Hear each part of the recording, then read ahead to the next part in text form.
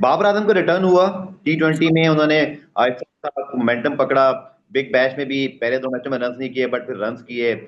उनको जितनी इज्जत मिल रही है डॉक्टर साहब, पहले तो मैं ये वाला सवाल भी साथ रख दूं कि ठीक है, हमारे यहाँ माजी में भी प्लेयर्स वर्ल्ड क्लास थे, कुछ नहीं भी थे, बट कोई ह्यूमिलेशन नहीं होती थी, सोशल मीडिया पे बैशिंग नहीं होती थी, एजेंडा नहीं होते थे।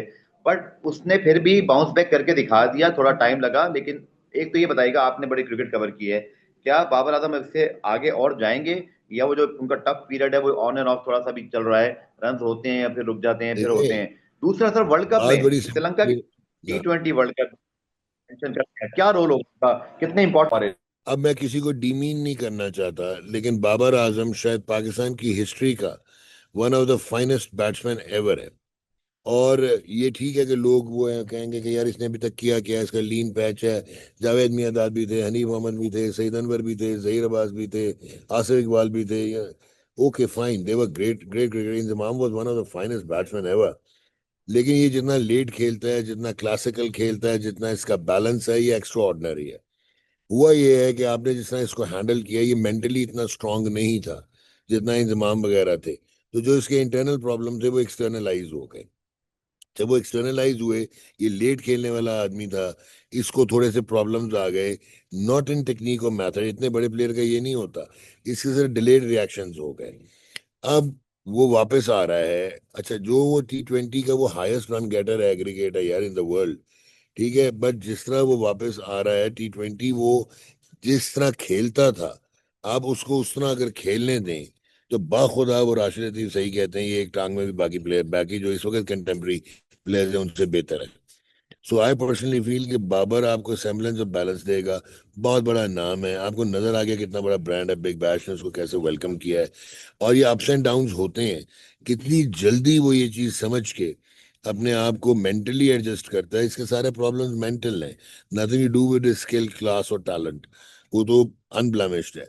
सो at the end of the day ये बाबर पे डिपेंड करता है कि वो कैसे हैंडल करता है सिचुएशंस को। बाबर आजम की प्रेजेंस जो है, जो आपके पास इस वक्त प्रोडक्ट है, जो कि समझ ही नहीं आती कि बैट्समैन कौन है बॉलर कौन है, और उसमें बाबर आजम रिक्वायर्ड है। और जो उसका इंटरनेशनल प्रोफाइल है, उसका एक इम्पैक्ट है।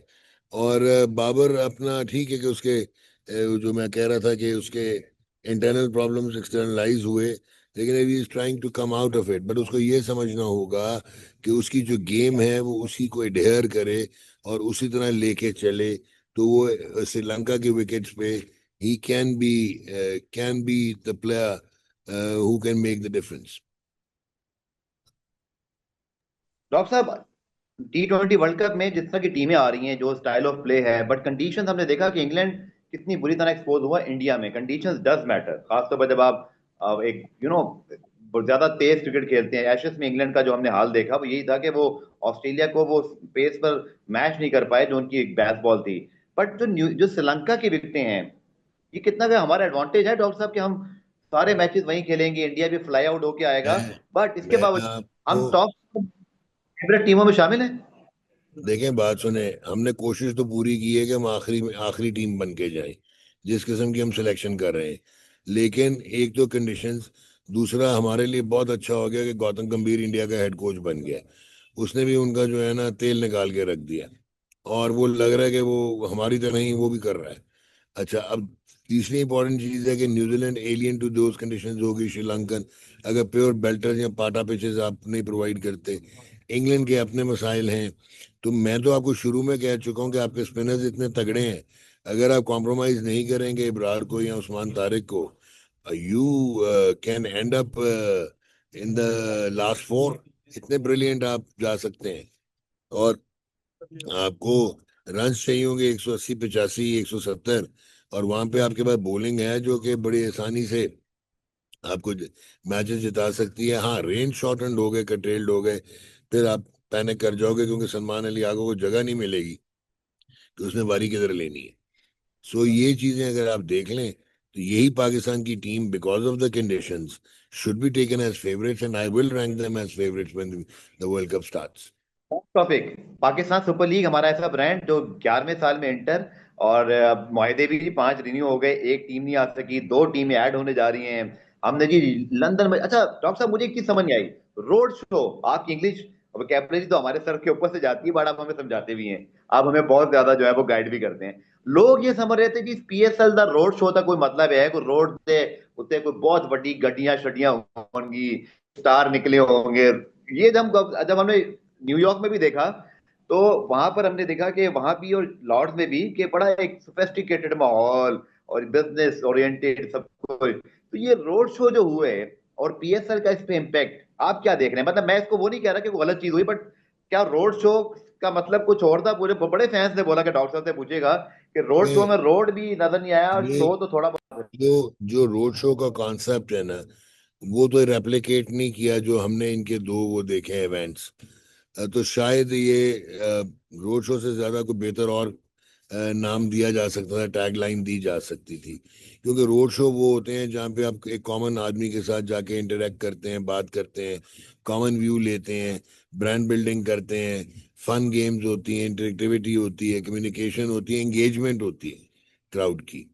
तो यहाँ पे तो वो नजर नहीं आया। लेकिन eight the end of the day, marketing के लिए, सेल्स के लिए, अट्रैक्ट करने के लिए, कमर्शियल अगर आपने कोई प्लान किया था तो आई डोंट माइंड दैट, आप जरूर करें।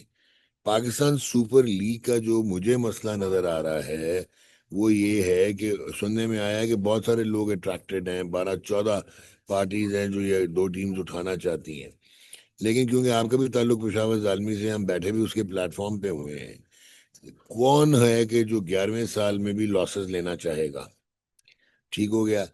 अब आपकी जो टोटल पूल है, वो तो बढ़ गया है, जो पैसों का पूल है। लेकिन जब आपने कन्वर्जन किया था डॉलर से इसको पाक रुपीस में, तो अगर मैं देखूं जो अब इस वक्त प्राइसिंग हुई है, जिन प्राइसेस पे फ्रेंचाइज ने रिटेन भी किया है, वो पिछले 10 साल में क्या पहले साल से डॉलर टर्म्स में कम है और सस्ती है। इसका मतलब है कि प्रोडक्ट एंगेजमेंट उस तरह नहीं हुई और प्रोडक्ट इस तरह बड़ा नहीं है, और जो इसकी वैल्यू होनी चाहिए थी। फिर आपको ये भी देखना है कि 50 बिलियन या 55 बिलियन का टोटल आउटले है कमर्शियल ब्रॉडकास्टिंग मार्केट का पाकिस्तान का। और पहले ये होता था कि 2-1 साल के बाद आईसीसी का टूर्नामेंट आता था, एशिया कप का आता था। अब आपका हर साल आ रहा है। अच्छा, फिर आपका जो आउटले बड़ा नहीं है, फिर आपका कोई 18 से 20% जो है वो ले गया डिजिटल। और डिजिटल की मोनेटाइजेशन जो है वो इस तरह हो नहीं पाती यहाँ पे इस वक्त। सो ये एक चीज है, you can not compare PSL with any other market. बहुत आला प्रोडक्ट था, पहले 3 साल बेहतरीन गया, पहले 6 साल वाइबल था। उसके बाद आपने वल्गर किस्म की प्राइसेस पे उठाए ब्रॉडकास्टिंग राइट्स इसके, आपने एक ट्रेंड सेट कर दिया। अब आपने उसको सिर्फ एडवर्टाइजमेंट रेवेन्यू मॉडल पे कैसे कन्वर्ट करना है इतना पैसा। फिर मुझे ये बताइए कि आप जब टीम्स लेके दो और आ रहे हैं, वेल डन, बड़ा करना बहुत अच्छी बात है। लेकिन क्या वो बाकी जो आप लोगों की फ्रेंचाइजेस हैं वो किस तरह अपने आप को इकोनॉमिकली वायबल करेंगी? और वो 11वें साल में जा रही हैं। ठीक है, फिर एक मुझे और नजर आया, जब आप इसकी डीप डिटेल्स में चले जाएं, तो महंगी जो थी वो थी, मुल्तान तो चले साइड पे हो गई, अली तरीन का भला हो।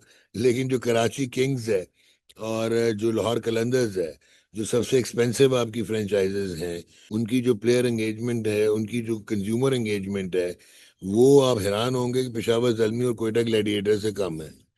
तो इसका मतलब है कि ये जो छोटी फ्रेंचाइजेस थी, जो सस्ती आई थी, इन्होंने बेहतर काम किया और अपने आप को बेहतर एंगेज किया। तो अब आप ये जो दो बाकी आ रही हैं, आपने सुना ये भी एक मॉडल बनाया जा रहा है कि पहले 5 साल, क्योंकि इनकी बहुत ज्यादा कॉस्ट हो जाएगी, कोई 800-900 मिलियन पे चली जाएंगी, ये जो बिलियन के करीब। तो उसपे इनको वो कह रहे हैं कि हम पहले 3 साल आपको जो है ना, पहले 5 साल वो इंडेमनिटी देगा पाकिस्तान क्रिकेट बोर्ड कि 70 करोड़ रुपया इनको दिया जाएगा। और अगर इनके लॉसेस होंगे तो वो जो इनकी रिटेनर फी होगी उसमें से ऑफसेट किया जाएगा। आई डोंट नो, अभी मॉडल क्लियर है नहीं, अभी फ्रेंचाइजेस आई नहीं। लेकिन मैं ये समझता हूँ कि पीएसएल तो यार हम लोगों की पहचान है और इसको मोर प्रोफेशनली रन करना चाहिए। एक डेढ़ आदमी तो रन नहीं कर सकता पूरा सेक्रेटेरिएट। आप बिग बैश को देख लें, जिस तरह वो कंज्यूमर के साथ एंगेजमेंट करते हैं। और इंडिविजुअली मैं समझता हूँ, गो के माजरत के साथ मैं पेशावर जालमी के प्लेटफॉर्म पे बैठा हूँ, فرینچائزز کا بھی قصور ہے کہ ان کا ایک پراپر چارٹر ہونا چاہیے تھا, ایک کیلنڈر ہونا چاہیے تھا, بزنس ہاؤسز ہونے چاہیے تھے, کولیٹرل سٹریمز ہونی چاہیے تھی, پیرل ریونیو جنریشن ہونی چاہیے تھی, تبھی ایک پائے بڑی ہوتی نا. جب بڑی ہوتی تو میرے پاس ایکوزیشن پاور زیادہ ہوتی. پھر ڈالر کہاں پہ ہیج ہونا ہے, کتنا آپ ہٹ جی لیں گے. جس وقت پی ایس ایل شروع ہوئی تو غالباً 110-15 روپے کا ڈالر تھا, 2019 جی میں جی 170 کا تھا, آج وہ 280 پلس ہے. اس کو ہیج کر کے کتنا ملبہ جو ہے وہ پی سی بی لے گا. بٹ صحیح ہے. I want this league to flourish, and I want کہ یہ ہمارے ٹیلنٹ کے لیے بہت ضروری ہے, یہ ہمارے انٹروڈکشن کے لیے ضروری ہے, یہ ایکٹیویٹی کے لیے ضروری ہے, بٹ اس کو تھوڑا بہتر کیا جائے. میں تو کہتا ہوں کہ کزن لگا دے پاکستان کرکٹ بورڈ آپ لوگوں پہ, یہ جو آپ پشاور زلمی اور کوئٹہ گلیڈیٹر اور یہ لوگ ہیں, آپ لوگ فرینچائزز والے, کہ آپ کو مینڈیٹ دے دیا جائے کہ یار یہ 15 چیزیں کرو گے تو تمہیں اونرشپ بھی دے دیں گے اور تم ٹرین کرو گے. یہ 15 چیزیں نہیں کرو گے تو تھینک یو ویری مچ, اب ہمارے پاس بہت بائرز ہیں. سو ٹائم ہیز کم جہاں پہ. اچھا پھر آپ کو ایک اور مشکل بات کروں گا, خیر پشاور زلمی اس میں نہیں تھی, I really respect Peshawar Zalmi, کہ سروگیٹ ایڈورٹائزنگ کی مارجنلائزیشن کی وجہ سے آپ کی کمرشل ان پٹ جو ہے وہ کم ہو گئی ہے.